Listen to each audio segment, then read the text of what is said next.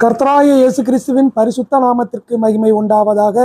கிறிஸ்துவுக்குள் பிரியமானவர்களே, உங்களுக்கு சமாதானம் வழங்கும் இன்றைய செய்தி, எதையெல்லாம் கர்த்தர் வீண் என்று சொல்கிறார்.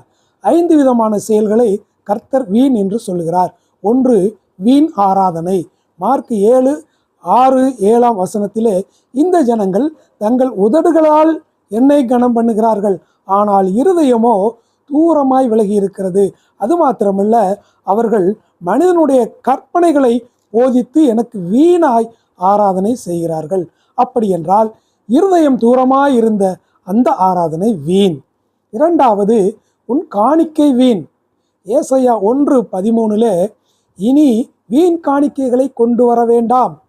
கர்த்தருடைய ஜனங்கள் அவரை புறக்கணித்து விட்டார்கள், ஆனால் காணிக்கையை மட்டும் கொண்டு வருகிறார்கள். அது எனக்கு வேண்டாம், அது வீண் என்கிறார். மத்தேயு 5:23-24 உன் சகோதரனை பகைத்தால் உன் காணிக்கையை பலிபீடத்தின் மீது வைத்துவிட்டு அவனோடு ஒப்புரவாகிய பின் அந்த காணிக்கையை செலுத்து என்கிறார். அப்படி என்றால் சமாதானமாக உள்ள காணிக்கையே காணிக்கை. அடுத்ததாக, தேவபக்தி வீண். உன்னுடைய தேவபக்தி. யாக்கோபு 1:26 ஒருவன் தன் நாவை அடக்காமல் தன் இருதயத்தை வஞ்சித்து தன்னை தேவபக்தியுள்ளவன் என்று எண்ணினால் அவனுடைய தேவபக்தி வீண். மத்தேயு 12:34 இருதயத்தின் நிறைவினால் வாய் பேசும். அப்படி என்றால் அவனுடைய இருதயம் கர்த்தருடைய ஆட்சிக்கு உடன்படாததாக இருக்கிறது. அதாவது பரிசுத்த ஆவியினுடைய வழிநடத்துதலுக்கு அவன் இடம் கொடுக்கவில்லை. அப்படிப்பட்டவனுடைய பக்தி வீண்.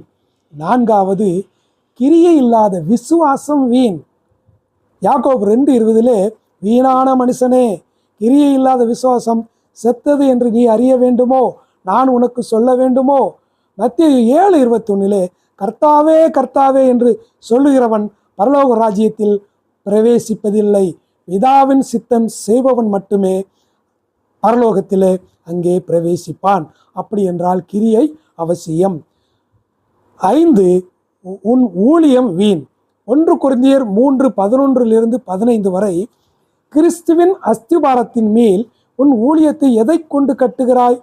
பொன் வெள்ளி விலையேறப்பட்ட கற்களை கொண்டு கட்டுகிறாயா? மரம் புல் வைக்கோல் என்று அக்னியால் எரிந்து போகைகளை வைத்து கட்டுகிறாயா?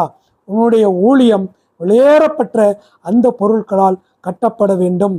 அப்பொழுதுதான் அந்த ஊழியம் கர்த்தரால் அங்கீகரிக்கப்படும். நீங்கள் எதை கொண்டு கட்டுகிறீர்கள்? எரிந்து போகிறத வைத்து கட்டுகிறீர்கள் என்றால் அது